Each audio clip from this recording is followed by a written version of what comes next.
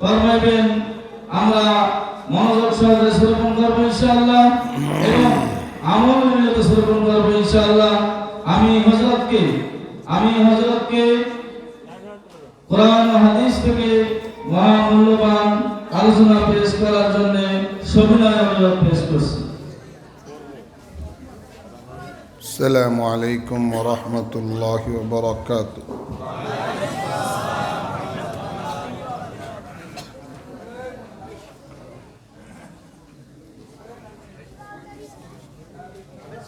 আলহামদুলিল্লাহি ওয়াহদাহু والصلاة والسلام على من لا نبي بعده أما بعد فأعوذ بالله من الشيطان الرجيم بسم الله الرحمن الرحيم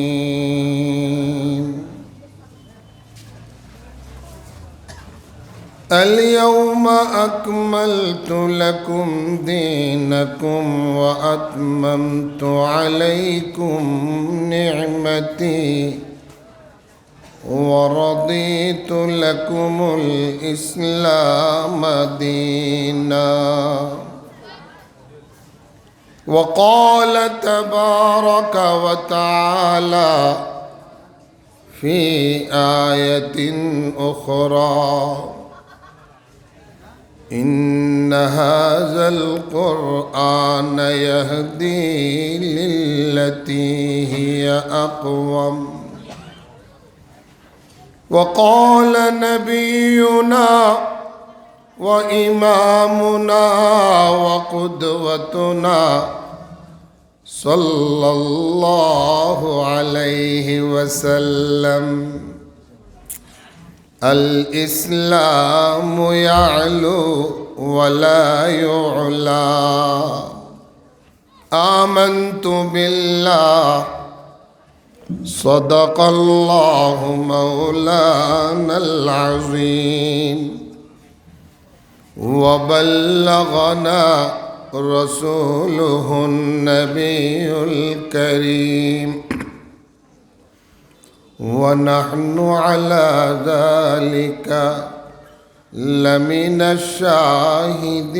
الشاهدين والشاكرين والحمد لله رب العالمين اللهم صل على محمد وعلى آل محمد كما صليت على إبراهيم وعلى آل إبراهيم إنك حميد مجيد اللهم بارك على محمد وعلى آل محمد كما باركت على إبراهيم وعلى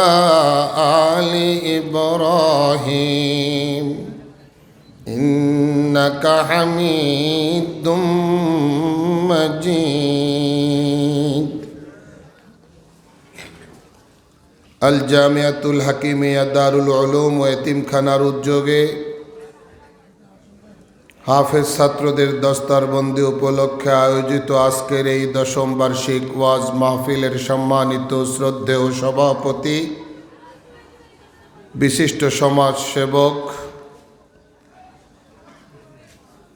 শিক্ষানুরাগী ব্যক্তিত্ব জনাব আলহাজ মোহাম্মদ আদিবুল ইসলাম টিপু, মঞ্চে উপস্থিত রয়েছেন বাংলাদেশের অন্যতম শীর্ষ আলেমে দ্বীন, উত্তর জনপদের প্রসিদ্ধ দ্বীনী বিদ্যাপীঠ রংপুর জুম্মাপাড়া মাদ্রাসার সুযোগ্য নায়েবে মোহতামিম সর্বজন শ্রদ্ধেয় ব্যক্তি আলহাজ হযরত মাওলানা ইউনুস আলী সাহেব দামাত বরকাতুহুমুল আলিয়া, অন্যান্য হযরত উলামায়ে কেরাম, মাদ্রাসা পরিচালনা কমিটির সম্মানিত সভাপতি ও সাধারণ সম্পাদক সহ সকল সদস্যবৃন্দ, এলাকার শ্রদ্ধাভাজন মুরব্বিয়ানে কেরাম,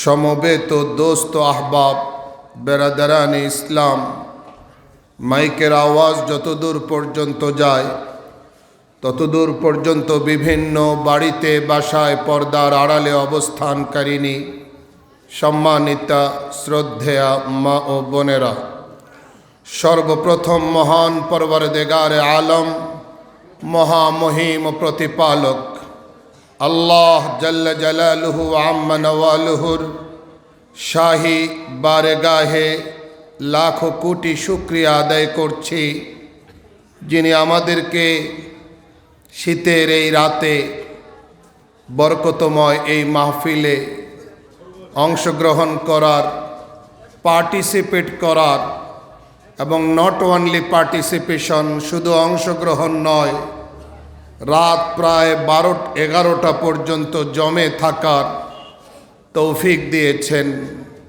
এজন্য পরম করুণাময় মহান দাতা খোদাবন্দে কুদ্দুস রব্বে জুল জালালের, রব্বে করিমের, রব্বে আরশে আজিমের শাহী দরবারে কালিমাতুশ শুকর পড়ে নেই। সবাই পড়ুন, বলুন আলহামদুলিল্লাহ। অনেক মূল্যবান আলোচনা আপনারা শুনেছেন। মাননীয় প্রধান অতিথি, আপনাদের এলাকার সমাজসেবক অধ্যাপক মহোদয় বক্তব্য দিয়ে গেছেন। যারা আমন্ত্রিত ওলামায়ে কেরাম এখানে এসেছেন সবাই বক্তব্য দিয়েছেন। পাগড়ি প্রদান পর্ব কমপ্লিট হয়েছে। আমি কিছুক্ষণ আলোচনা করব ইনশাআল্লাহ। এরপরে মুনাজাতের মাধ্যমে আমরা সুন্দর সমাপ্তির দিকে অগ্রসর হব। আমরা সবাই যেন ধৈর্যের পরাকাষ্ঠা প্রদর্শন করতে পারি এবং এই বরকতময় প্রোগ্রামের শেষ আনুষ্ঠানিকতা পর্যন্ত জমে থাকতে পারি। আল্লাহ যেন তৌফিক দান করেন। কথা আমরা শুনি, কিন্তু কাঙ্ক্ষিত মাত্রায় পরিবর্তন হয় না। ঠিক না বে ঠিক? পরিবর্তন হওয়া উচিত না? মনের পরিবর্তন, মানসিকতার পরিবর্তন, মেন্টালিটির পরিবর্তন হওয়া চাই। দেখুন, আমার আপনার যে ধর্মবিশ্বাস, এই ধর্মবিশ্বাসটা যার যেমন হবে তিনি আল্লাহর কাছ থেকে রহমত তেমন করে পাবেন। বুঝুন, কথা বুঝার চেষ্টা করুন। এই ধর্মবিশ্বাসটার উপরে চারিদিক থেকে আঘাত, আগেও ছিল, এখনো আছে, ভবিষ্যতেও থাকবে। কথা ঠিক? আঘাতগুলো এক এক সময় এক এক লাইনে আসে, এক এক সময় এক এক রোড দিয়ে আসে, এক এক সময় এক এক ব্যানারে আসে।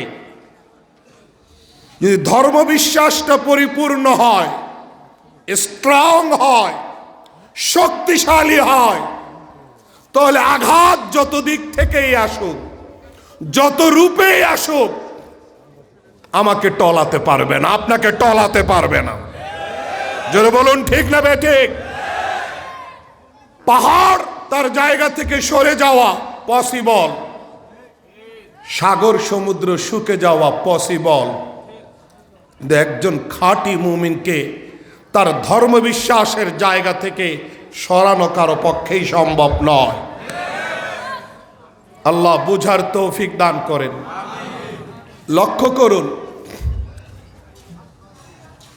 হযরত শাহ আব্দুল আজিজ মুহাদ্দিসে দেহলভী রহমতুল্লাহ আলাই একটি নাম একটি ইতিহাস, একটি নাম একটি আন্দোলন, একটি নাম একটি সংগ্রাম, একটি নাম একটি চেতনা।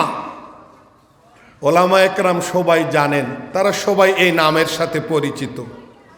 কিন্তু আমরা সাধারণ পাবলিক অনেকেই নামটার সাথে তেমন পরিচিত না, কিন্তু পরিচিত থাকা উচিত।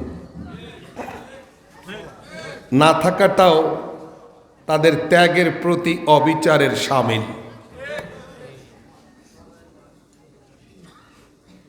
2024 যারা শহীদ হয়েছে তাদের রক্তের সাথে বেঈমানি করা যাবে?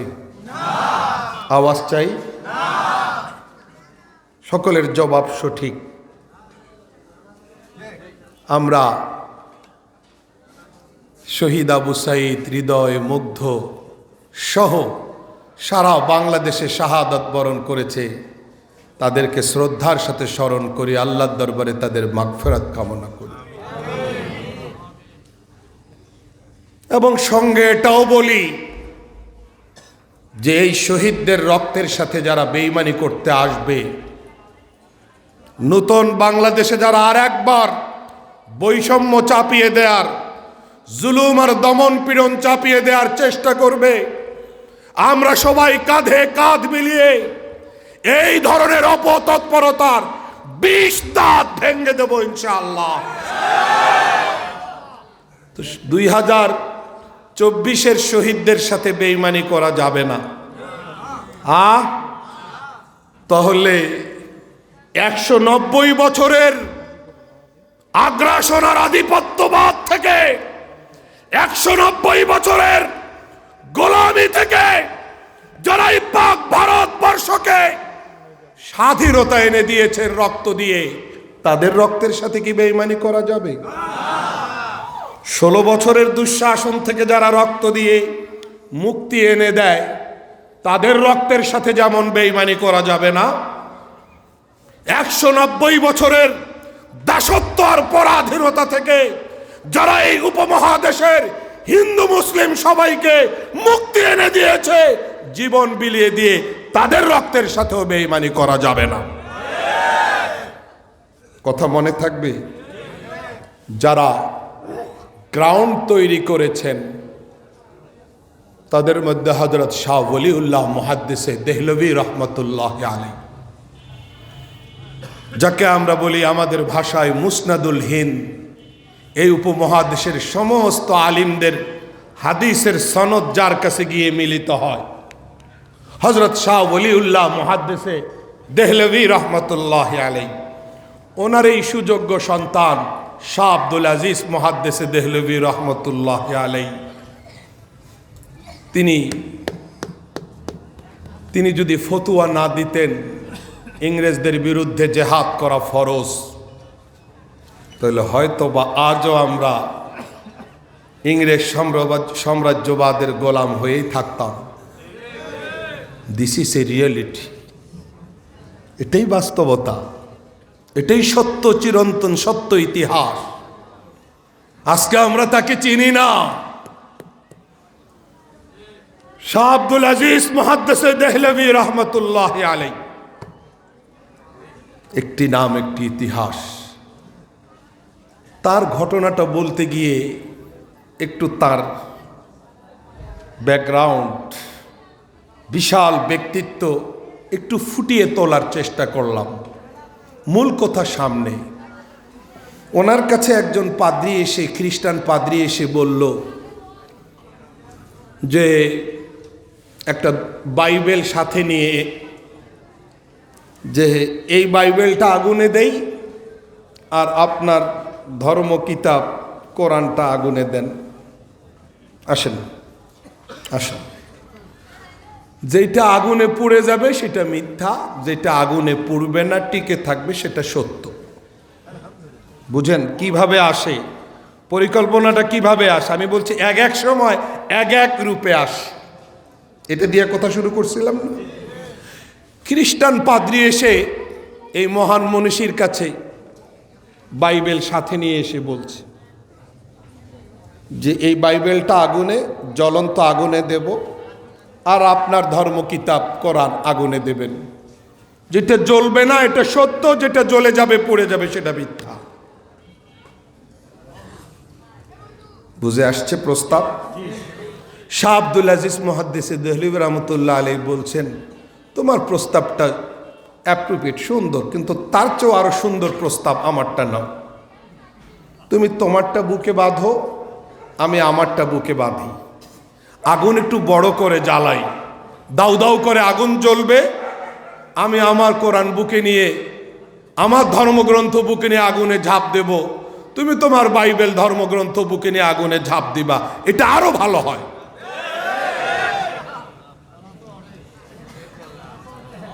শুনতেছেন আপনারা কথা?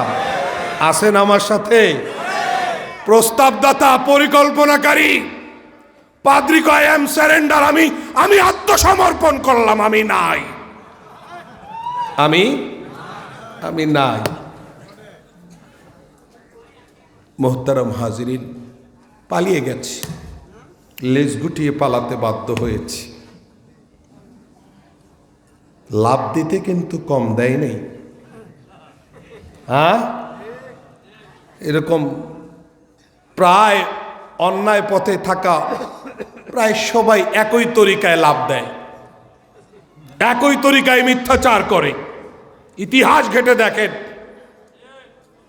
বাস্তবতা আমরা পালাই না, আমরা পালাই না। দেখা যায় লেজ গুটিয়ে তারাই পালাতে বাধ্য হয়। খেলা হবে ডাক দেয়, জাতি সবাই যখন খেলতে নামে তারা মাঠ ছেড়ে পালায়। এই পাদ্রী এসে কি দম্ভ, কি অহংকারী কথাবার্তা, আসেন মোকাবেলা হোক। কেন এই পরিকল্পনার আড়ালে কি ছিল? কেমিক্যাল দিয়া বাইবেলটারে ফায়ার প্রুফ বানাইয়া, আমার ঘড়িটা যদি বলি ওয়াটার প্রুফ, মানে এটা হাতে দিয়ে গোসল করতে পানিতে নামলেও এটা ভিজলেও কোনো লাভ নাই, কোনো ক্ষতি নাই, ভিতরে পানি যাবে না, এই জন্য বলা হয় ওয়াটার প্রুফ। পাদ্রিজি যেই বাইবেলটা নিয়ে আসছে এটা ফায়ার প্রুফ। আগুন এমন কেমিক্যাল দিয়ে তৈরি করা যে আগুন এটা স্পর্শ করবে না, অক্ষত থাকবে। পরিকল্পনা আগে চূড়ান্ত করে এবার আসছে চ্যালেঞ্জিং জায়গায়। শাহ আব্দুল আজিজ মুহাদ্দিসে দেহলভী রহমতুল্লাহ আলাই, কলন্দর হরচে গোয়ত দিদা গোয়ত, এইরকম আল্লাহওয়ালা সাধকেরা, দূরদর্শী বিচক্ষণ আলেমেরা যা দেখেন আমরা তা দেখি না, কারণ তারা তো পয়গম্বরগণের ওয়ারিস। আরে ভাই, আমি তো বলি আম্বিয়া কেরাম আলাইহিমুস সালাতু ওয়াস সালাম, নবী রাসূলগণকে আল্লাহ যে রাডার দিয়ে প্রেরণ করেছেন, এই রাডার আমেরিকার কাছেও নাই, চীন, রাশিয়া কারো কাছেই নাই, অসম্ভব। তাদের কাছে অন্য রাডার আছে। নবী রাসূলগণদেরকে আল্লাহ তাআলা যে রাডার দিয়েছেন, ইউসুফ আলাইহিস সালামের ভাইরা ইউসুফ আলাইহিস সালামকে পরিকল্পনা নিয়ে কূপে ফেলে দিয়া আয়েশা বাবার কাছে অভিনয় করে কাঁদে, আব্বা ভাইটারে নিয়ে গেছিলাম অনেক আগ্রহ করে, পারলাম না রাখতে। আমরা আমাদের গায়ের কাপড়গুলো, পোশাকগুলো খুলে তাকে বললাম তুমি পাহারা দাও, আমরা একটু খেলি। আব্বা খেলতে খেলতে না এত বেশি মনোযোগী হয়ে গেলাম, বলেন নাই, বাঘ এসে খেয়ে নিয়ে গেল। এই দেখেন আব্বা ইউসুফের রক্ত মাখা জামা, জামাটারে একটা ছাগল জবাই করে ছাগলের রক্তে রঞ্জিত করে প্রমাণ আর ডকুমেন্টস হিসাবে জামাটা প্লেস করছে। আব্বা এই দেখেন তার ব্যবহারী জামা। ইয়াকুব আলাইহিস সালাম সন্তানদের এই বর্ণনা শুনে বললেন, এটা কেমন বাঘ খাইল রে, যে পুরা রক্তমাখা জামাটা যেভাবে দেখাইতেছ তোমরা, পুরা জামাটা অক্ষত রয়ে গেল, এটা বোতামও ছিল না, একটা আসলও ছিল না, কোথাও দাগ নেই। বাঘটা তো খুব প্রশিক্ষণ প্রাপ্ত হবে, বুঝেন নাই? এইভাবে আমার ছেলেকে জামা থেকে আলাদা করলো, জামাকে ছেলে থেকে আলাদা করলো, ছেলেকে জামা থেকে আলাদা করলো, তারে ভাইরাসিরা খায়া চলে গেল, তার জামাটা পুরো রক্ত লেগে রইল কিন্তু একটু ছিল না। এটা কোন জগতের বাঘ রে? আমার তো মনে হয় সবটাই তোমাদের মন গড়া। বাল সাওয়ালাত লাকুম আনফুসুকুম আমরা, তোমরা পুরাটা বানাইয়া আইনা প্লেস করতেছো। কোন চোখ দিয়ে দেখতেছিলেন? রক্তটা যে 2 নম্বর ছিল ভিটামিন কাজিব, তিনি এই রক্তটাকে 2 নম্বর রক্ত বুঝলেন কি দিয়া? বর্ণনাটাকে মন গড়া বানানো বক্তব্য বললেন কি দিয়া? পয়গম্বরকে আল্লাহ পাক যে দৃষ্টিশক্তি দিয়ে দুনিয়াতে পাঠান, এই দৃষ্টিশক্তি আর কারো কাছে নাই। ফেরাউন চিনতে ভুল করেছে, ফেরাউন বুঝতে পারে নাই, চেষ্টা করে নাই বুঝার জন্যে, ইতিহাসে রাস্তা করে নিক্ষিপ্ত হয়েছে। মোহতারাম হাজিরিন, নবী দুনিয়াতে আসবে না, নবুয়তের দরজা বন্ধ। আজকে ওই রাডার মিরাস হিসেবে হক্কানি রব্বানি ওলামা একরামের কাছে আল্লাহ যেন ওই রাডারের সহি ইস্তেমাল, গুড ইউজিং, সঠিক ব্যবহারের তৌফিক দান করেন। হযরত শাহ আব্দুল আজিজ মুহাদ্দিস দেহলভী রহমতুল্লাহ আলাইহি তার আল্লাহ প্রদত্ত বিচক্ষণতা দিয়ে বুঝতে পেরেছেন, আঁচ করতে পেরেছেন যে এই পরিকল্পনার আড়ালে কিছু আছে। তাই তিনি বললেন যে আমি আমার ধর্মগ্রন্থ বুকে বেঁধে আগুনে ঝাঁপ দেব। তুমি তোমার বাইবেল, তুমি তোমার ধর্মগ্রন্থ বুকে বেঁধে আগুনে ঝাঁপ দিবা, আগুন আরো বড় করে জ্বালাবো, দাউ দাউ করে জ্বলবে। আসো। সে পালিয়ে গেল। পরবর্তীতে হযরত শাহ আব্দুল আজিজ দেহলভী রহমতুল্লাহ আলাইকে জিজ্ঞেস করা হলো যে আপনি এই অফারটা কিভাবে দিলেন? আপনি একটুও কাঁপলেন না? সে যদি এগ্রি করত, সে তো পালাইয়া গেল, আমরা জিতলাম। ভাগ্যিস যদি সে এগ্রি করত, তাহলে কি হতো?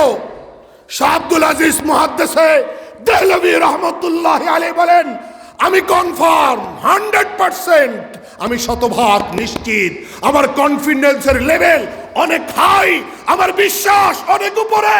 আমি আল্লাহর কালাম কোরআন বুকে নিব, আগুন আমার একটা পশমও জ্বালাবে না, জ্বালাবে না, জ্বালাবে না। এই বিশ্বাস অনেক মূল্যবান সম্পদ।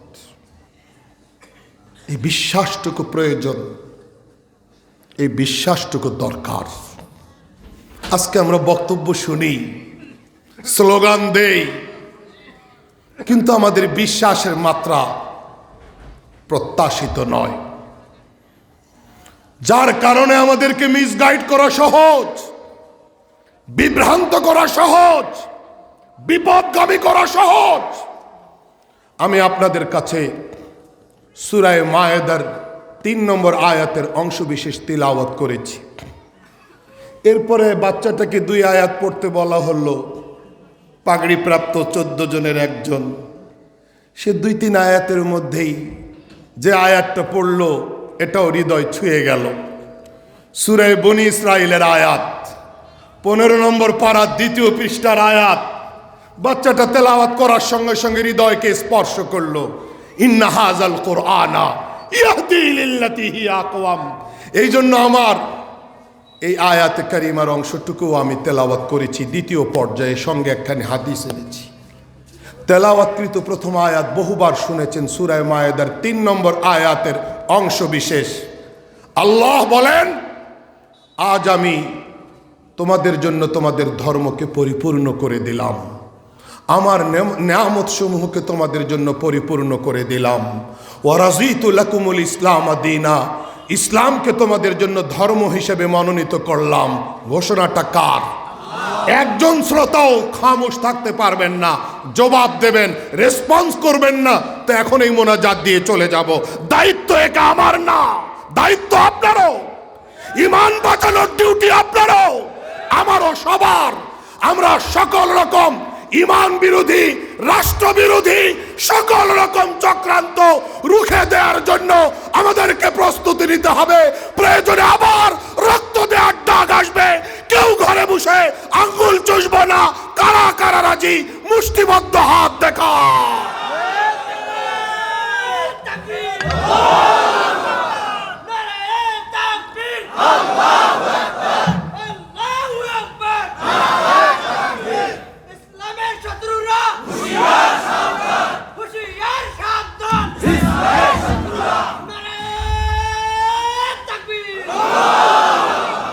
ঘোষণাটা কার?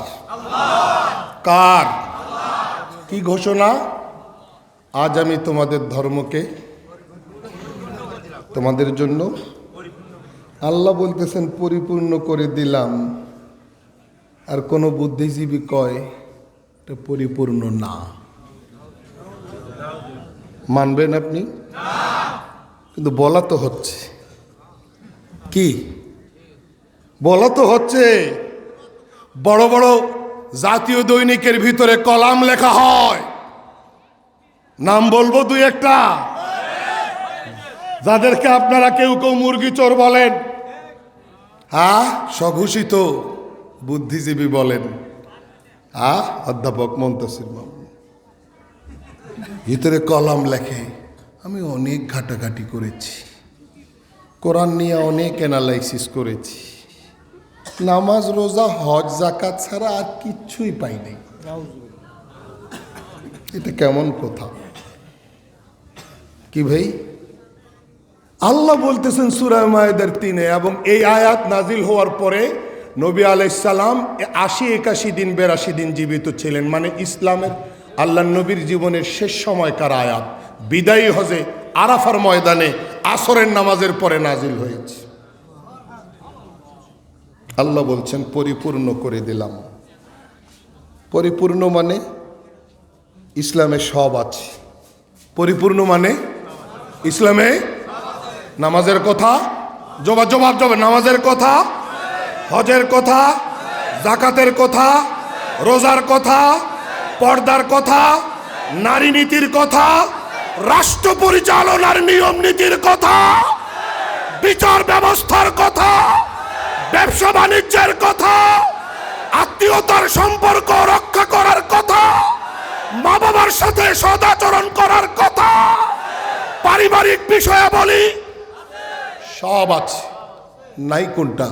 চ্যালেঞ্জ। কোনটা নাই? নাজিল হয়েছে 1450 বছর আগে। নাজিল হয়েছে 1450 বছর আগে, 1500 বছর, প্রায় 1500 বছর আগে। আর আপনি 1500 বছর এসে বলবেন নাই? আপনি তো জাত কানা, আপনি তো জাত কানা। কোথায় মন্তব্য করলেন? কার ব্যাপারে মন্তব্য করলেন? কোরআনে সব আছে। কি বলেন? একটু প্রশ্ন করেন না, আমার একটা দুইটা করে আমি একটা একটা করে উত্তর দেই। হুজুর, জালেমের ব্যাপারে একটু বলেন তো দেখি। জালেম যদি আমার আত্মীয় হয়, ব্লাড রিলেটেড কেউ হয়, তাই তার জন্য কি একটু মায়া কান্না দেখানো যাবে না? প্রশ্ন আমাকে না, কোরআনকে বলেন। কোরআন বলবে সূরা হুদ, ওয়ালা তারকানু ইলাল্লাযিনা যালামু ফাতামাসসাকুমুন নার। সূরা হুদ। যারা জালিম, যারা মুশরিক, যারা অত্যাচারী, যারা শিরকি কর্মকাণ্ডে লিপ্ত, যারা সীমা লঙ্ঘনকারী, তাদের দিকে একটুও মায়া কান্না দেখাইতে পারবা না।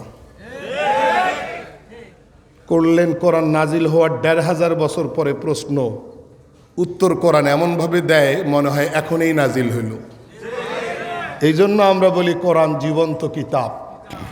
এই জন্য বাচ্চা তেলাওয়াত করলো, ইন্না হাযাল কোরআন ইয়াহদি লিল্লাতী হিয়া আকওয়াম।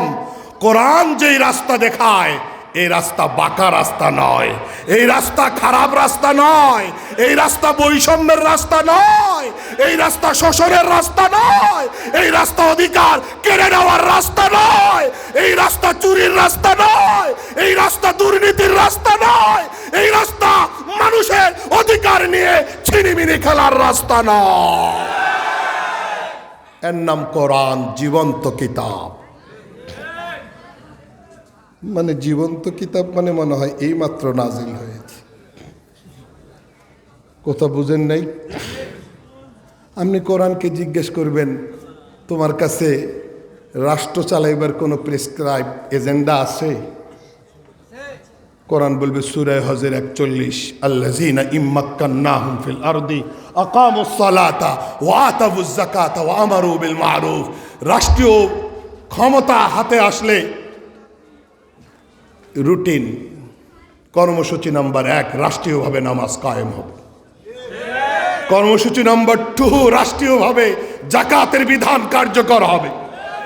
কর্মসূচি নাম্বার 3 সৎ কাজের আদেশ রাষ্ট্রীয়ভাবে হবে। কর্মসূচি নাম্বার 4 সমস্ত অন্যায় গর্হিত অসৎ কাজ থেকে বিরত রাখা রাষ্ট্রীয়ভাবে কার্যকর হবে। কি আরো আছে, ইন্নামা জাযাউল লাযিনা ইউহারিবুনাল্লাহা ওয়া রাসূলাহু ওয়া ইয়াসআউনা ফিল আরদি ফাসাদা আন ইউকাত্তালু আও ইউসাল্লাবু আও তুকাত্তা আইদিহিম ওয়া আরজুলুহুম মিন খিলাফ। শাস্তি সন্ত্রাস দমনে কোরআন তুমি কি বলো? কোরআন এই আয়াত নিয়ে হাজির হবে। আপনি কোরআনকে জিজ্ঞেস করবেন তোমার কাছে কোনো রকম সন্দেহ আছে, সন্দেহ করার মতো কোনো বিষয় আছে? কোরআন বলবে জালিকাল কিতাবু লা রাইবা ফি। আপনি জিজ্ঞেস করবেন কোনো বক্রতা ভেজাল বৈষম্য আছে? কোরআন সূরা কাহাফের প্রথমেই বলবে আলহামদুলিল্লাহিল্লাযী আনজালা আলা আবদিহিল কিতাবা ওয়া লাম ইয়াজআল লাহু ইওয়াজা। আর আমাকে দুনিয়াতে যিনি নাজিল করছেন তিনিই তো বলতেছেন আমি এখানে কোনো বৈষম্য, কোনো ভেজাল, কোনো ফল্ট, কোনো ডাউট, কোনো কনফিউশন, কোনো প্রবলেম, কোনো বক্রতা আমি এখানে রাখি নাই। প্রশ্ন কি করবেন আপনি? মা বাবার ব্যাপারে কোরআন তুমি কি বলো? কোরআন বলবে ওয়াবিল ওয়ালিদাইনি ইহসানা ওয়া ওয়াসাইনাল ইনসানা বিওয়ালিদাই। কথা বলেন না কেন? আপনি কোরআনকে জিজ্ঞেস করবেন খ্রিস্টান ইহুদিদের সাথে ডিলিংস কে হবে? কোরআন তুমি একটু বলো না। কোরআন বলবে ইয়া আইয়ুহাল্লাযীনা আমানু লা তাত্তাখিযুল ইয়াহুদা ওয়ান নাসারা আউলিয়া। খবরদার ইহুদি খ্রিস্টানদেরকে বন্ধু আর কার্যনির্বাহী বানাইও না। নাই কি নাই? কোরআন খানায় কাবা সম্পর্কে আমাকে একটু ব্রিফ করো তো। খানায় কাবার ব্যাপারে তোমার মূল্যায়নটা বলো তো। কোরআন আপনাকে আপনার প্রশ্নের জবাবে বলবে সূরা মায়েদায় জাআলাল্লাহুল কাবাতাল বাইতাল হারামা কিয়ামাল লিন্নাস। এটা চারকোনার ঘর না, তোমার থাকার ঘরের মতো কোনো ঘর না। এই ঘর পৃথিবীর মানুষের স্থিতিশীলতা, নিরাপত্তা কন্টিনিউ করার ঘর। এই ঘর পৃথিবীর মানুষের স্থিতিশীলতা, নিরাপত্তার খুঁটি। এটা থাকবে তো পৃথিবী থাকবে, এই ঘর থাকবে না তো পৃথিবী থাকবে না। কোরআনকে আপনি জিজ্ঞেস করবেন যে আগেরকার আসমানি কিতাবগুলা নাজিল হয়েছে কিন্তু থাকে নাই, তোমার হাসর কি হবে? তুমি কি থাকবা না তোমাকে এরকম চেঞ্জ করা হবে? কোরআন জবাব দিবে ইন্না নাহনু নাজ্জালনা যিকরা ওয়া ইন্না লাহু লাহাফিজুন। আরে আমাকে যিনি পাঠাইছেন তিনিই বলতেছেন আমি এটাকে নাজিল করলাম, এটাকে হেফাজত করার দায়িত্ব আমি নিলাম। তারপরও কোরআনকে ধরবেন যে বলো না যারা চেষ্টা করবে তাদের কি হবে? কোরআন বলবে লা মুবাদ্দিলা লিকালিমাতি। আল্লাহ বলছেন কোরআন আল্লাহর বাণী, আল্লাহর বাণীকে পরিবর্তন করার সাধ্য কারো নাই। কি ব্যাপার? কারো নাই। আপনি বলবেন তাহলে চক্রান্ত হবে, ষড়যন্ত্র হবে, তুমি কি করবা? কোরআন বলে ওয়াল্লাহু খায়রুল মাকিরিন। সমস্ত চক্রান্তকারীদের দাঁত ভাঙ্গা জবাব দেওয়ার জন্য আল্লাহই যথেষ্ট। আপনি কোরআনকে জিজ্ঞেস করবেন যে এত লম্বা টাইম সুপার পাওয়ারেরা মানবাধিকার লঙ্ঘন করে, মুসলমানদের অধিকার নষ্ট করে, ইসরায়েল এতকাল ফিলিস্তিন আর গাজাকে জ্বালাচ্ছে, পুড়াচ্ছে, বাইতুল মুকাদ্দাসের সম্মান নষ্ট করতেছে। কোরআন তুমি বলো তো কেন অ্যাকশন নেন না আল্লাহ তাআলা? আল্লাহ কি দেখেন না? কোরআন জবাব দেয় ওয়ালা তাহসাবান্নাল্লাহা গাফিলান আম্মা ইয়ামালুজ জালিমুন। তোমরা আল্লাহকে মনে করিও না আল্লাহ দেখে না। আল্লাহ দেখেন না, আল্লাহ জালেমদের সব উপর থেকে মনিটরিং করতেছেন। আপনার প্রশ্ন তো থামবে না।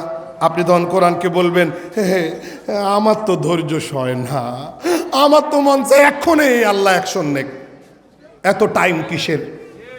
কোরআন তুমি বলো কেন? ও কোরআন, আল্লাহর কিতাব বলো, কেন এত সময় নিচ্ছেন আল্লাহ? তখন আল্লাহ সূরা নাহলে কোরআনে উত্তর দেয়, ওয়ালাউ ইউআখিযুল্লাহুন নাসা বিমা কাসাবু মা তারাকা আলা যাহরিহা মিন দাব্বা। কোরআন বলে আল্লাহ অপরাধীকে অপরাধ করা মাত্রই ধরবে। এটা যদি আল্লাহ নিয়ম বানাইতেন, মানুষ তো দূরের কথা, একটা বিড়ালও পৃথিবীতে বাঁচত না, একটা প্রাণীও পৃথিবীতে বাঁচত না। ওয়ালাকিন ইউআখিরুহুম ইলা আজালিন মুসাম্মা। আল্লাহ একটু ঢিল দেয়, রশিটা ঢিল দেয়। এরকম ঢিল আল্লাহ ফেরাউনকেও দিছে, এরকম ঢিল আল্লাহ হামানকেও দিছে, এরকম ঢিল আল্লাহ সাদ্দাতকেও দিছে, এরকম ঢিল আল্লাহ আব্রাহাকেও দিছে। কথা বলেন, কি প্রশ্ন নিয়ে আপনি হাজির হবেন যে এই প্রশ্নের জবাব কোরআন দেয় না? বলেন বলেন বলেন। আল্লাহ বলতেছেন ইসলাম কমপ্লিট ধর্ম। স্বঘোষিত বুদ্ধিজীবী এসে কইতেছে শুট প্যান্ট টাই পইরা প্যারাডো পাজেরো গাড়িতে বৈশা যে ইসলামে রাষ্ট্রনীতি নাই,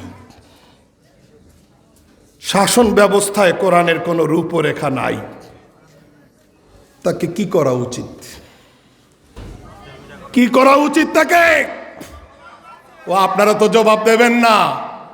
আরে ভাই, আমি যদি আপনাদেরকে জিজ্ঞেস করি আজকে কি বার, আজকে যে সারা দিন গেল কি বার? আগামীকাল কারো কোনো দ্বিমত আছে? আওয়াজ দিলেন না। আপনারা একটু কৃপণতা করতেছেন আমার সাথে। হ্যাঁ, আমি তো না, আর একজন বক্তা হইলে কইয়েই ফেলাই তো আল্লাহ বিচার করব না। আমি এগুলো কোয়া পছন্দ করি না, মজাক করলাম। আল্লাহ সকলের উপরে রহমত নাজিল করুন। গেল দিন, আজকে কি বার? আসতেছে দিন কি বার? কারো কোনো দ্বিমত আছে? নাই।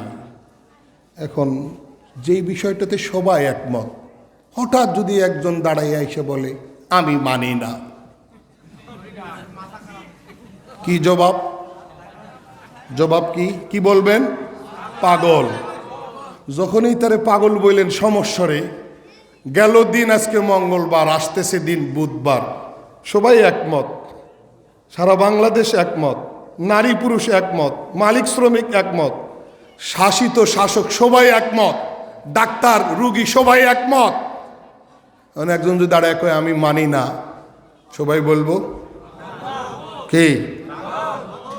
পাগল বলার সাথে সাথে সে যদি বলে এই তুই আমাকে চিনস, আমি একজন ডক্টর, আমি আমি বাহিরের রাষ্ট্র থেকে পিএইচডি ডিগ্রি কমপ্লিট করছি, তুই আমার প্রভাব জানোস, আমার পাগল কলি থাপড়াইয়া কানপট্টি গরম করে দিন। তখন তো আপনি বলেন সরি সরি সরি সরি ভাইয়া ভাইয়া ভাইয়া, তখন এইরকম করবেন। এটা আমাদের নেচার, এটা আমাদের স্বভাব। সে আমার পিএইচডি ডিগ্রির এরকম গরমি দেখাবে, আর আমি হক থেকে সরে যাব, সত্য থেকে সরে যাব, এই স্বভাব ভবিষ্যতে আর চলবে না। তখন বলতে হবে রাখ তোর পিএইচডি ডিগ্রি, রাখ। এরকম 100টা পিএইচডি ডিগ্রি থাকলে একটারও ভ্যালু নাই, একটারও ভ্যালু নাই। তুই শয়তান, তুই মিথ্যুক, তুই পাগল। ইমিডিয়েটলি তোর পাগলাগারোতে ট্রিটমেন্ট স্টার্ট হওয়া দরকার। কথা ঠিক না বে ঠিক? এই যুক্তিগুলা, লজিকগুলা কি গ্রহণযোগ্য না? তাহলে আপনি তারে পাগল বানাই দিলেন। গেল দিন মঙ্গলবার, আসতেছে দিন বুধবার, এটা যত না সত্য, তার চেয়েও ইসলাম কোরআন আরো বেশি সত্য। 1% সন্দেহ নাই। আল্লাহ বলছেন পরিপূর্ণ, সব দিক থেকে পরিপূর্ণ। আল্লাহ আরেক জায়গায় বলেন ওয়ানাজ্জালনা আলাইকাল কিতাবা তিবিয়ানাল লিকুল্লি শাই। নবী আমার, আমি আপনার কাছে কিতাব নাজিল করলাম, এমন কিতাব মানে কোরআন, সব কিছুর বর্ণনা এখানে আছে। কি সব কিছুর বর্ণনা? আপনার এই সাহস কে দিল আপনি এসে কইবেন কোরআনে রাজনীতি নাই? কে এই সাহস? আল্লাহ বলেন কুল্লু শাই, সব আছে, আপনি এসে বলেন নাই। এই সাহস আপনাকে কে দিল? এই অধিকার আপনাকে কে দিয়েছে? আল্লাহর ঘোষণাই যথার্থ, 100% সত্য, সব আছে। বুঝো না, এটা তোমার ব্যর্থতা। ইজা লাম তারাল হিলালা ফাসাল্লিমি বিআন্নান নাসা রাআউহু বিল আবসারি।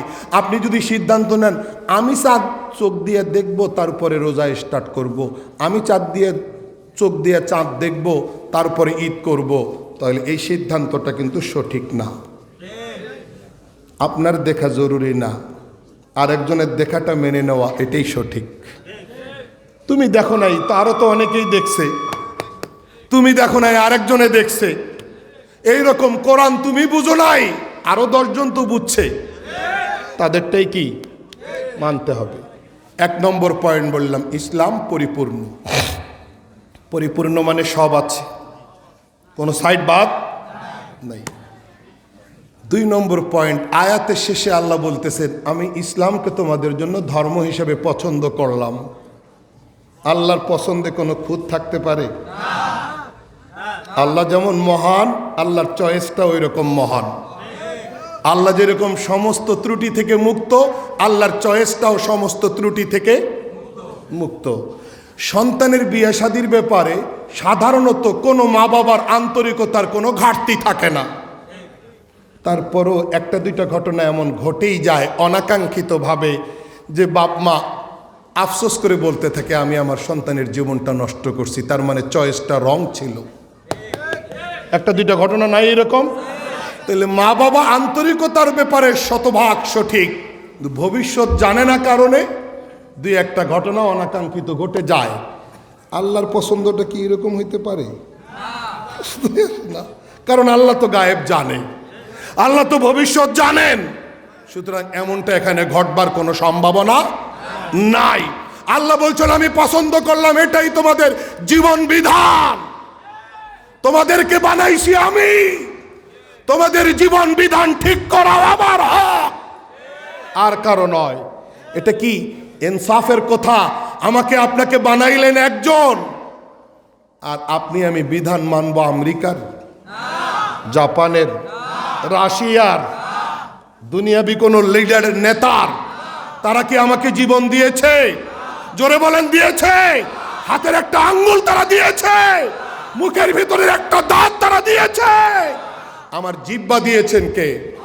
তাহলে মাথার চুল থেকে পায়ের আঙ্গুলের নখ পর্যন্ত আপাদমস্তক আমাকে এত সুন্দর করে, চমৎকার করে যিনি সৃষ্টি করেছেন, সৃজন করেছেন, বিধান দেওয়ার হক শুধু তার, গোলামি করব শুধু তার।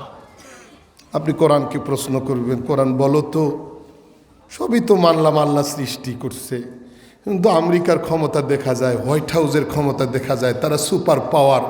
ইংল্যান্ড আরেক সুপার পাওয়ার পরাশক্তি, রাশিয়া আরেকটা সুপার পাওয়ার পরাশক্তি, আর চীন আরেকটা সুপার পাওয়ার পরাশক্তি। তাদেরগুলো তো দেখা যায়, হায়রে কি সুন্দর চমৎকার এইরকম রাজ সিংহাসন, হায়রে কি গার্ড অফ রেজিমেন্ট, কি নিরাপত্তা বেষ্টনী। তারা ইচ্ছা করলেই আরেকটা রাষ্ট্রকে ভেনিশ করে দিতে পারে। আল্লাহটা তো দেখি না। কোরআন তুমি কি বলো? কোরআন বলে, মাসালুল্লাযিনা তাখাযু মিন দুনিল্লাহি আউলিয়া কামাসালিল আনকাবুত। চোখ দিয়ে যে সুপার পাওয়ার হিসাবে হোয়াইট হাউসকে দেখতেছো, রাশিয়ার মিস্টার ভ্লাদিমির পুতিনকে দেখতেছো, চীনকে দেখতেছো, জাপান, জার্মান, ফ্রান্সকে দেখতেছো, ভারতকে দেখতেছো, সব হলো মাকড়সার জাল। মাকড়সার জালের যেরকম কোনো শক্তি নাই, ফু দিলে তছনছ হয়ে যায়। তোমার চোখে এই রাজ সিংহাসনকে তুমি সুপার পাওয়ার দেখতেছো, এটা ওই রকম মাকড়সার জাল, কামাসালিল আনকাবুত, তছনছ হয়ে যাবে। আমি আল্লাহ উপর থেকে একটু কুদরতি ফু মাইরা দিলে তছনছ হয়ে যাবে, তছনছ হয়ে যাবে। কথা বুঝে আসছে না, আসে নাই? তাহলে 2টা পয়েন্ট, ইসলাম সব দিক থেকে পরিপূর্ণ। ইসলামকে জীবন বিধান হিসেবে পছন্দ করছেন আল্লাহ। এই ইসলাম যদি কায়েম হয় রাষ্ট্রীয়ভাবে, চোরচুন্নির হাত কাটা হবে, তাই তো? জেনাবে বিচারের শাস্তি দেওয়া হবে, কোরআন বলছে, তাই তো? খুনের বদলায় খুনের বিধান কার্যকর হবে, কুতিবা আলাইকুমুল কিসাসু ফিল কাতলা, তাই তো? এগুলা কইয়া আমাদেরকে, আপনাকে, আমাকে বিভ্রান্ত করা হয়। এগুলি কার্যকর হইলে তো মানবাধিকার বলতে কিছু থাকবে না। বাপরে বাপ, কি দরদ! মানবাধিকার রক্ষার মানে দরদ তার উতলাইয়া পড়তাছে। কোরআনে তো আছে চোরচুন্নির হাত কাটার কথা। এই চোরচুন্নির হাত কাটার কথা, আস-সারিকু ওয়াস-সারিকাতু ফাকতাউ আইদিয়াহুমা। জেনার কথা, আজ-জানি আজ-জানিয়াতু ওয়াজ-জানি ফাজলিদু কুল্লা ওয়াহিদিম মিনহুমা। এগুলো তো কোরআনে আছে। তো এই বিধানগুলা ইসলাম কায়েম হইলে রাষ্ট্রীয়ভাবে এই বিধানগুলা কার্যকর হবে। এখন আপনাকে আমাকে স্যুট প্যান্ট টাই পরে এসে বুঝায়, এগুলি কার্যকর হলে তো মানবাধিকার টিকবে না। কে কইছে মানবাধিকার টিকবে না? মানবাধিকার শতভাগ নিরাপদ হয়ে যাবে। কি শতভাগ? আচ্ছা, বদরগঞ্জের এইসব এলাকায় কি মুরগি পালা হয় বাড়িগুলোতে? জোরে বলেন। সকালবেলা খাঁচার দরজা খুলে দিয়ে মুরগিগুলাকে ছেড়ে দেওয়া হয়? হয়। আমারও বাড়ি রংপুর, নীলফামারী, থাকি ঢাকায়, আমিও বুঝি, ছোটোবেলায় দেখছি। সন্ধ্যাবেলায় সূর্য ডুবার সময় আবার সমস্ত মুরগি বাচ্চা সহ মুরগি খাঁচায় ঢুকে দরজা বন্ধ করে দেওয়া হয়। যদি দেখা হয় সন্ধ্যা হয়ে গেছে, সব মুরগি বাচ্চা সহ খাঁচায় ঢুকে গেছে, একটা মুরগ ডালে উঠে আসে, নামে না, তাহলে সেটাকে বাহিরে রেখেই কি কর্তৃপক্ষ খাঁচা বন্ধ করে না নামায়? জবাব কি? পাটখড়ি সিঞ্জা দিয়া নামায়, বাতা দিয়া নামায়, কি ঢিল দিয়া নামায়? এটা কি মুরগির জন্য ভালো না খারাপ? জোরে, এতটুকু বুঝ আপনার আমার নাই, ভালো না খারাপ?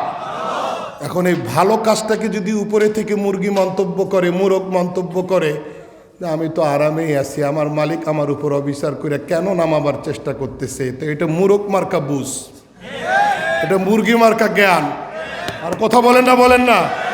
তাহলে মালিক তাকে নামাইতেছে, একটু শাসন করতেছে, ব্যাট দেখায়, বাতা দিয়া মারে, সিঞ্জা পাট করে দিয়া মারে, এটা মালিকের দয়া, এটা মালিকের জুলুম না।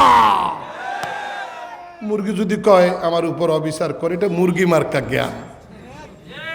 এইরকম কিছু মুরগি মার্কা বুদ্ধিজীবী আছে, এরকম কিছু বর্ণচড়া বুদ্ধিজীবী আছে, তারা মানুষকে বুঝায় দোকানে চা চুমুক দিতে দিতে কোরআন কোরআন করে যে তুমি চিল্লাইতেছো, তুমি একবার গভীরভাবে ভাবছো কোরআনী রাষ্ট্র হলে কি সমস্যা আছে? আর বেটা কও না কি সমস্যা আছে, কি সমস্যা? What is the your problem? তোমার প্রবলেম কোথায় বলো? আমি তো কোনো প্রবলেম দেখি না, কোনো সমস্যা দেখি না, আমি শুধু নিরাপত্তা দেখি। মৌচাকের নিচে গিয়ে দেখবেন 2-4টা মৌমাছি মরতাছে, মহানজন কে যেন তারে দেখছেন?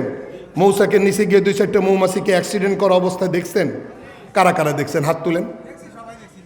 না না, সবাই নাই, এই এক্সপিরিয়েন্স সবার নাই, কেউ কেউ দেখছেন। কি ঘটনা? কি ঘটনা হইল, মৌচাকে হাজার হাজার মৌমাছি একজন মৌরানীর, একটা মৌরানীর নেতৃত্বে কমান্ডে চলে। ওই মৌরানীর নাম হইল ইয়াসুব। এই মৌরানীর ওয়ার্ডারে এই মৌমাছির সৈন্য দল শস্য খেতে বাগানে গিয়ে মধু আহরণ করে, এনে চাকে জমা করে।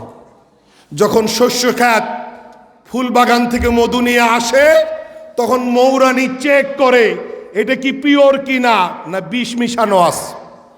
মৌরানীকে আল্লাহ যোগ্যতা দিছে, বিশেষ রাডার, নিরীক্ষণ যন্ত্র। মৌরানী যখন দেখে পিওর, এলাউ করে চাকে। আর যখন দেখে ওরে বাপ, 1-2টা মৌমাছি ভুল করছে, বিষ মিশানো মধু নিয়ে আসছে, তখনই সে ডানা দিয়ে বাড়ি মারে, নিচে পড়ে যায়, ওইটাই আহত মৌমাছি। এই মধু পরবর্তীতে হাজারো মানুষের পেটে যাবে। এই জন্য কুদরতি ব্যবস্থাপনা, মৌরানীর মাধ্যমে কোনো বিষ মেশানো মধু কোনো মৌমাছি নিয়ে আসলে প্রয়োজনে ওই মৌমাছিটাকে মেরে ফেলো, তবে বনি আদমের জীবনকে সুরক্ষা দাও। এখন চাকের নিচে এই শাস্তি পাওয়া, পানিশমেন্টের আওতায় আসা 2-4টা মৌমাছি যদি মুরগ জবাই করা মুরগির মতন ধরফর করা অবস্থায় আপনি গিয়ে দেখেন, আর মাথা চুলকাইয়া চুলকাইয়া যদি আপনি বলেন কেন তারা মরলো, এখানে তদন্ত দরকার। বুঝেন না? বুঝেন নাই? কেন তারা এখানে মারা হলো, তদন্ত ইনকোয়ারি করা দরকার। তুমি ইনকোয়ারি করো, ঘরের দিন তদন্ত করো। আরে তুমি তো পাগলা, তুমি তো মস্তিষ্ক বিকৃত। এই হাজার হাজার মৌমাছির বিপরীতে এই 2-4টা-5টা মৌমাছিকে মেরে ফেলা এটা আপত্তির বিষয় না। বনি আদম মানব জাতির জীবনকে সেফটি দেওয়াই হলো মূল বিষয়।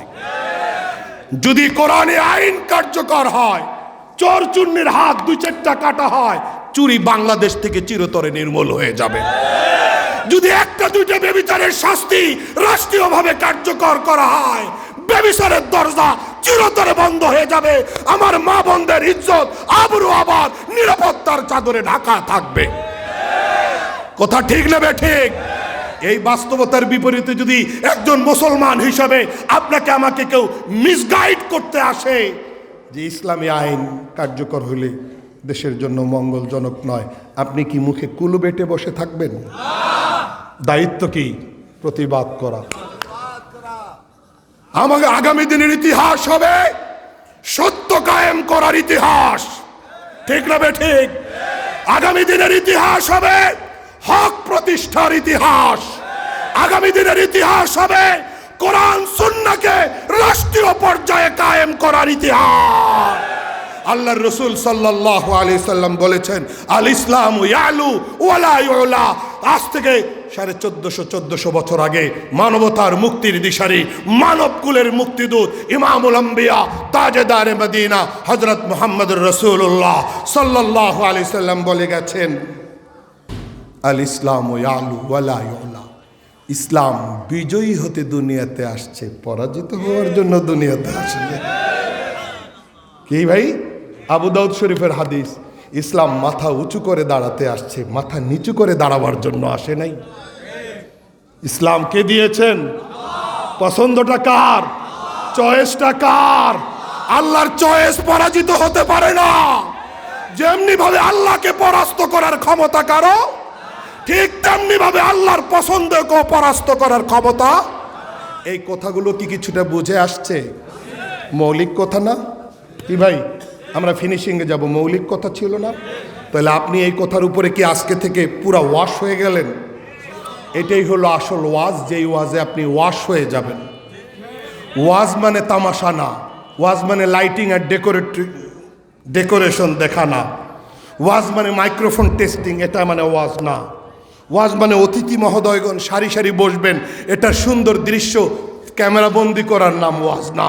ওয়াজ মানে ব্রেনকে ওয়াশ করা। তবে এটা শাব্দিক অর্থ নয়। শাব্দিক অর্থ ওয়াজ মানে উপদেশ। আমি বলতেছি ওয়াজের বাস্তবতা হওয়া চাই।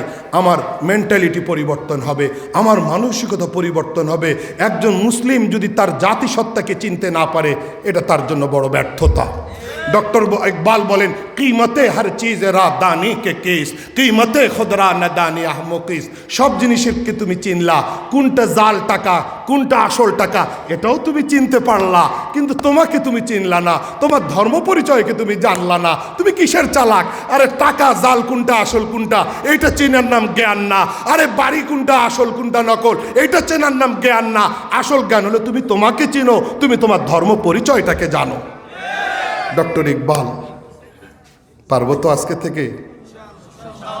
কারা কারা হাত? আল্লাহ হাতগুলো দেখে নাও। তাহলে এখন থেকে আমাকে আপনাকে আর কেউ টলাতে পারবে না, কেউ বিভ্রান্ত করতে পারবে না।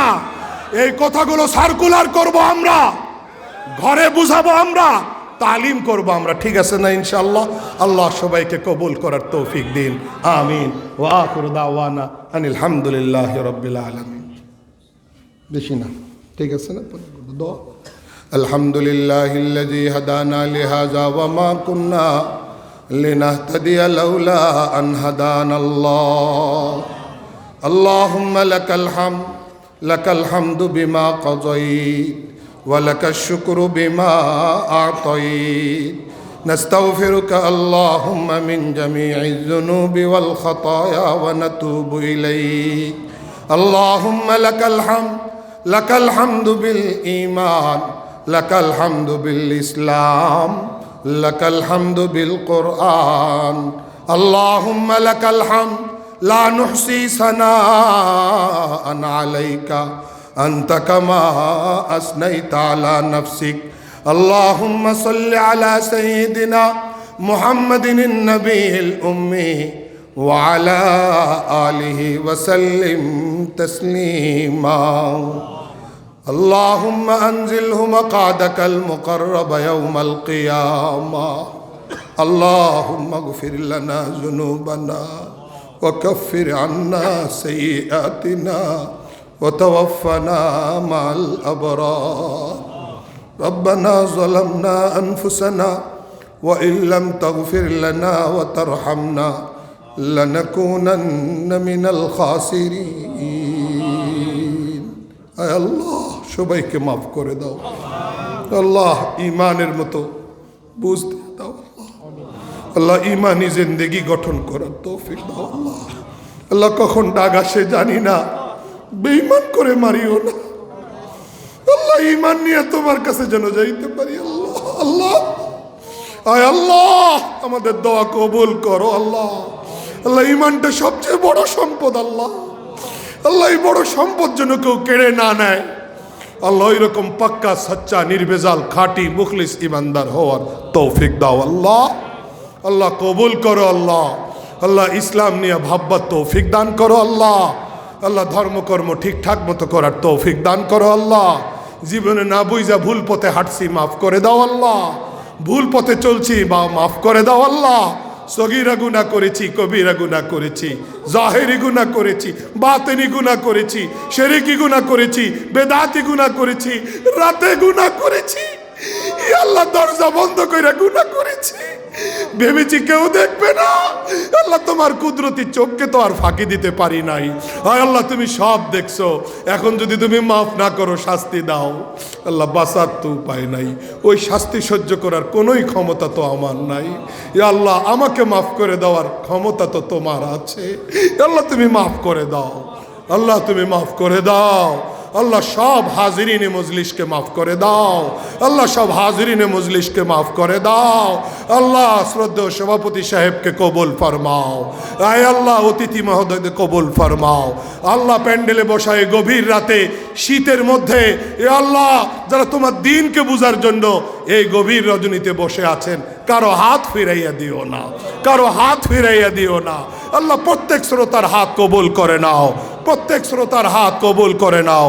বাসাবাড়িতে যারা পর্দার আড়ালে থেকে হাত তুলেছেন দোয়ায় শরিক হয়েছেন তাদেরও দোয়া কবুল করে নাও এই মাদ্রাসাকে কবুল করে নাও পাগড়ি প্রাপ্তদেরকে আলিম বানাও আল্লাহ আলিম বানাও আল্লাহ মাথায় পাগড়ি তো উঠাইয়া দিলাম আল্লাহ তোমার কালাম তো সিনায় তারা ঠিকই ধারণ করছে কিন্তু এই কালামের রস এই কালামের মধু ইয়া আল্লাহ 30 পারা কোরআনের অন্তর্নিহিত ব্যাখ্যা তাদেরকে বুঝার তৌফিক দান করো আমলওয়ালা আলিম হওয়ার তৌফিক দান করো তাদের অভিভাবকদের ইয়া আল্লাহ যেই মর্যাদা হাদিসে পাইছি ওই মর্যাদা তাদের অভিভাবকদেরকে নসিব করো মাদ্রাসার অভাব দূর করে দাও ইয়া আল্লাহ মৃত্যু পর্যন্ত ইমানের উপরে অটল থাকার তৌফিক দান করো ইয়া আল্লাহ আমাকে এমন ইমানি চোখ দাও যেন আমি সকল দুশ্মনকে চিনতে পারি ইয়া আল্লাহ ইমানের সমস্ত দুশ্মনকে যেন আমি বুঝতে পারি আল্লাহ অতঃপর আমি যেন আমার ইমানকে রক্ষা করতে পারি বাংলাদেশের উপরে খাস রহমত নাজিল করো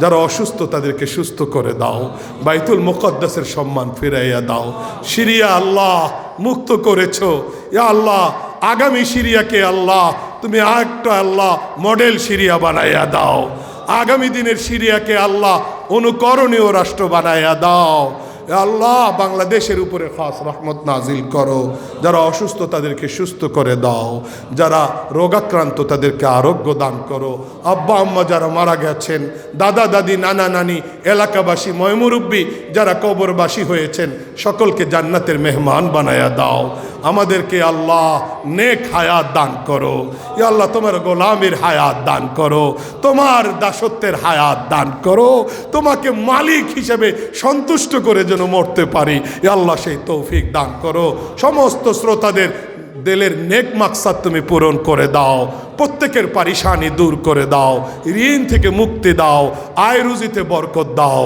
সুবহান রাব্বিকা রব্বিল ইজ্জাতি আম্মা ইয়াসিফুন ওয়া সালামুন আলাল মুরসালিন ওয়ালহামদুলিল্লাহি